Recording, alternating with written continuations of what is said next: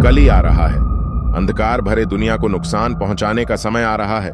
लालच, जुर्म, बुराई और हिंसा से भरी दुनिया को तबाह करने का समय आ रहा है। कली आ रहा है।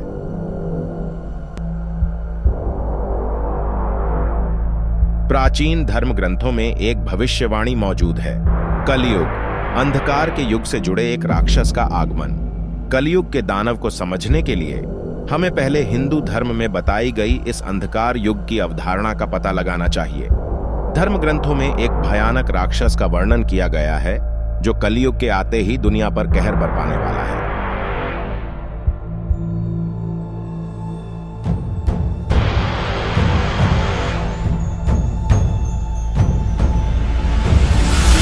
भगवान श्री कृष्ण के मृत्यु के बाद कलयुग शुरू हुआ।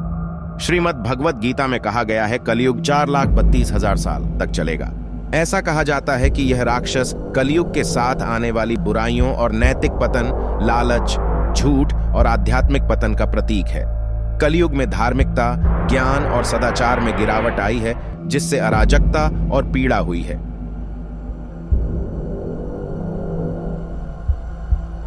गंगा नदी सूखकर अपने बैकुंठ धाम लौट जाएगी। इंसान 20 साल में ही बूढ़े हो जाएगी। कि टाइम ऐसा आएगा जब इंसान छोटा होने लगेगा, पशु पक्षी मर जाएगी, खाने के लिए खाना नहीं होगा, इंसान एक दूसरे को खाना शुरू करेगा, तक जन्म लेगा कली और खत्म करेगा कलयुग का। प्रगति की हमारी निरंतर खोज अक्सर हमारे पर्यावरण की कीमत पर हुई है।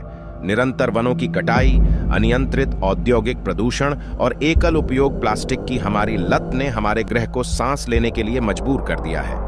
लेकिन यह सिर्फ पर्यावरण नहीं है जो पीड़ित है, अमीर और गरीब के बीच की खाई बढ़ती जा रही है। हमारी दुनिया अपराध, भ्रष्टाचार और असमानता से ग्रस्त है।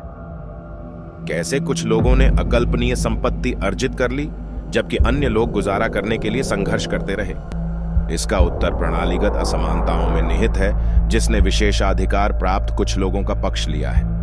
जैसा कि हम अपने कार्यों के परिणामों से जूझ रहे हैं, यह स्पष्ट है कि मनुष्य हमारी दुनिया को कगार पर धकेल रहे हैं। जलवायु परिवर्तन, महामारी और घटते संसाधन हमारी पसंद के कारण और भी बदतर हो गए हैं।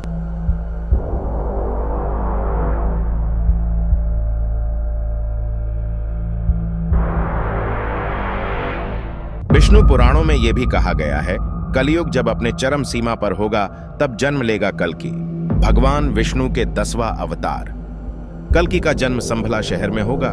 संभला एक पौराणिक और आध्यात्मिक स्थान है जिसे अक्सर कल्कि अवतार से जोड़ा जाता है। इसे धार्मिकता और शांति के शहर के रूप में वर्णित किया गया है, जहां कल्कि अपने दिव्य मिशन को पूरा करने के लिए पैदा होंगे।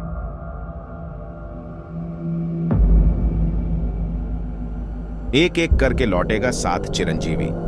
सत्ययुग से राजा बलि, त्रेता युग से भगवान परशुराम, हनुमान, रावण का भाई विभीषण, द्वापर युग से महामुनि व्यास, कृपाचार्य, अश्वत्थामा। ये 7 चिरंजीवी जो सत्य युग से कलयुग तक जीवित है, साथ देगा कल्कि का, और कल्कि काली का अंत करेगा और फिर से शुरू होगा सत्ययुग।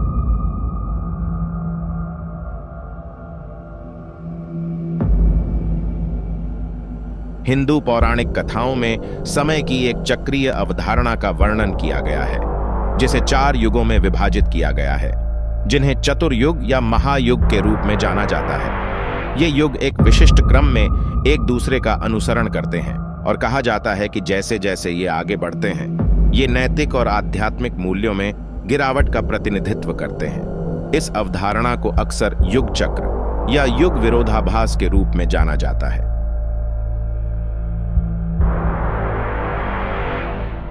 कली का अंत कल्कि के हाथों निश्चित है, पर हम इंसानों की गलतियों की वजह से शायद कलयुग समय से पहले खत्म हो जाएगा और तब आएगी कली, विनाश करने अंधकार में डूबे कलयुग का।